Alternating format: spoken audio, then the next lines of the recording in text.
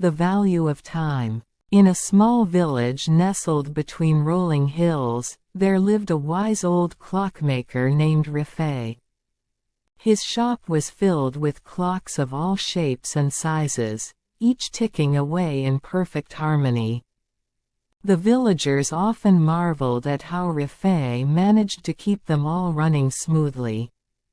But more than just fixing clocks, Rifai was known for his deep understanding of time.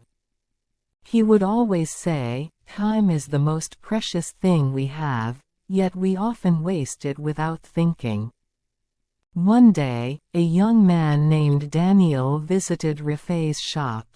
He was in a rush, as he always seemed to be. Daniel had grand dreams of becoming wealthy, but he never had the patience to work steadily towards them. "I need more time," Daniel sighed. "There's never enough of it to do everything I want." Rifai listened quietly, his eyes twinkling with wisdom. Without saying a word, he handed Daniel an old, dusty hourglass. "Here, take this," Rifai said, "and use it wisely." Curious but confused, Daniel took the hourglass home. At first, he didn't think much of it.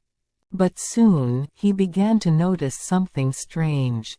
Whenever he wasted time, whether daydreaming or rushing through tasks, the sand in the hourglass seemed to run faster. But when he focused on his work or spent meaningful time with his family, the sand slowed down, almost pausing. It was as if the hourglass was teaching him the true value of time. As weeks passed, Daniel began to change. He no longer rushed through his days or wasted hours on meaningless pursuits. He worked with purpose, took time to appreciate the small moments, and realized that wealth wasn't just about money, but also about the quality of his time. The hourglass became a symbol of his newfound understanding, reminding him that every moment counted. Years later, Daniel returned to Rifai's shop, no longer in a rush.